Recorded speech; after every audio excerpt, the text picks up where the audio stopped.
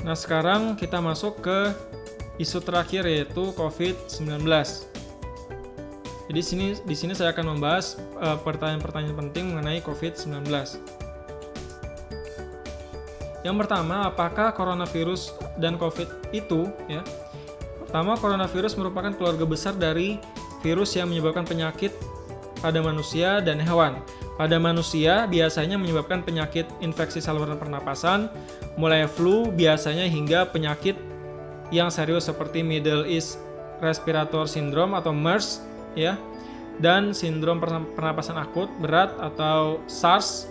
Lalu coronavirus jenis baru yang ditemukan pada manusia sejak kejadian luar biasa muncul di Wuhan, Cina pada Desember 2019. Kemudian diberi nama SARS-CoV-2 dan menyebabkan penyakit Corona Disease 2019 atau COVID-19. Selanjutnya, apa saja gejalanya di sini ya? Pertama, gejala umum berupa demam lebih dari 38 derajat Celcius, batuk kering, sesak nafas. Kemudian jika ada orang yang dalam 14 hari sebelum muncul gejala tersebut pernah melakukan perjalanan ke negara terjangkit atau pernah merawat atau kontak erat dengan penderita COVID-19, maka terhadap orang tersebut akan dilakukan pemeriksaan laboratorium lebih lanjut untuk memastikan diagnosisnya.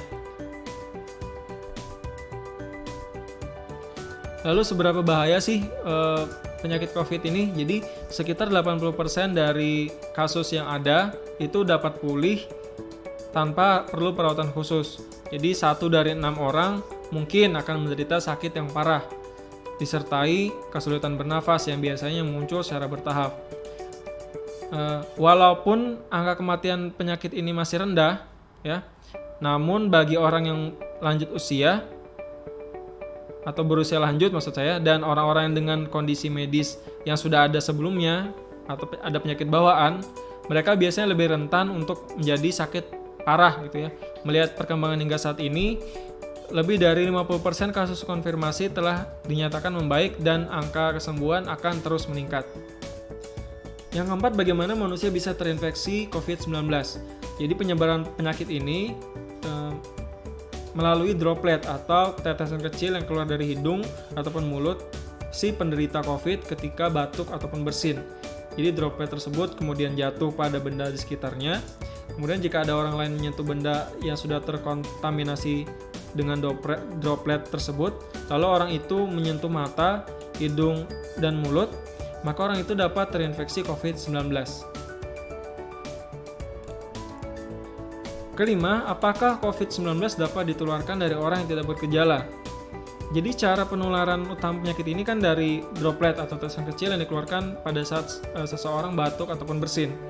Saat ini WHO menilai bahwa resiko penularan dari seseorang yang tidak bergejala COVID sama sekali sangat kecil kemungkinannya. Namun banyak orang yang teridentifikasi COVID-19 hanya mengalami gejala ringan seperti batuk ringan atau tidak mengalami keluhan sama sekali, yang mungkin terjadi pada tahap awal penyakit.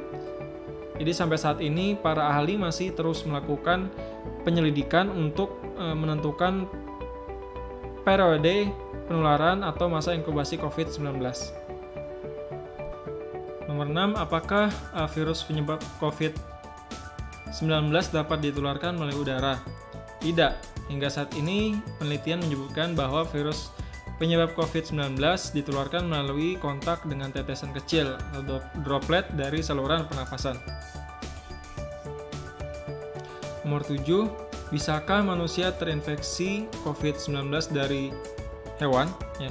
Jadi COVID-19 disebabkan oleh salah satu jenis virus dari keluarga besar coronavirus yang umumnya ditemukan pada hewan.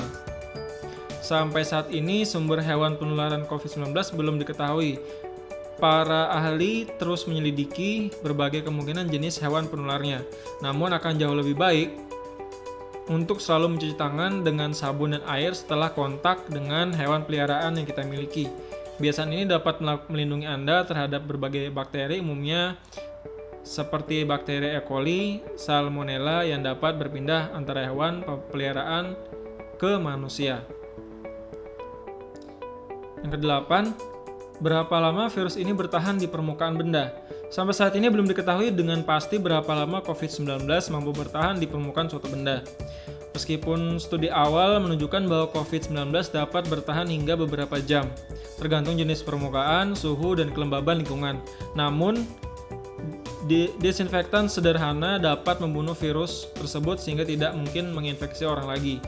Dan membiasakan cuci tangan dengan air dan sabun atau hand rub berbasis alkohol, serta hindari menyentuh mata, mulut, dan hidung lebih efektif melindungi diri Anda. Yang kesembilan, apakah antibiotik efektif dalam mencegah dan mengobati COVID-19? Tidak, karena antibiotik hanya bekerja untuk melawan bakteri, bukan virus. Oleh karena COVID-19 disebabkan oleh virus, maka antibiotik tidak bisa digunakan sebagai sarana pencegahan atau pengobatan. Namun jika Anda dirawat di rumah sakit dan didiagnosis COVID-19, Anda mungkin akan diberikan antibiotik karena seringkali terjadi infeksi sekunder yang disebabkan oleh bakteri. Nomor 10, siapa saja yang beresiko terinfeksi COVID-19? Jadi orang yang tinggal atau berpergian di daerah di mana virus COVID bersirkulasi sangat mungkin beresiko terinfeksi.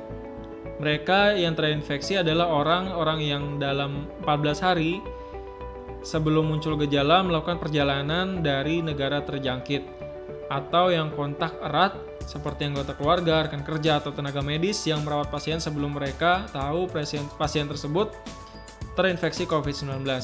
Petugas kesehatan yang pernah merawat pasien yang terinfeksi COVID-19 beresiko lebih tinggi dan harus konsisten melindungi diri mereka dengan prosedur pencegahan dan pengendalian infeksi yang tepat. Manakah yang lebih rentan terinfeksi COVID-19? Apakah orang yang lebih tua atau orang yang lebih muda? Tidak ada batas usia orang-orang dapat terinfeksi oleh coronavirus ini. Namun orang yang lebih tua dan orang-orang dengan kondisi medis yang sudah ada sebelumnya seperti asma, diabetes, penyakit jantung, atau tekanan darah, ini penyakit bawaan ya, tampaknya lebih rentan untuk menderita sakit yang lebih parah. 12. Bagaimana membedakan antara sakit akibat infeksi COVID-19 dengan influenza? Orang yang terinfeksi COVID-19 dan influenza akan mengalami gejala infeksi saluran pernapasan yang sama, seperti demam, batuk, dan pilek. Walaupun gejalanya sama, tapi penyebab virusnya berbeda-beda, sehingga kita sulit mengidentifikasi masing-masing penyakit tersebut. Pemeriksaan medis yang akurat disertai rujukan pemeriksaan laboratorium sangat diperlukan untuk mengkonfirmasi apakah seorang tersebut terinfeksi COVID-19.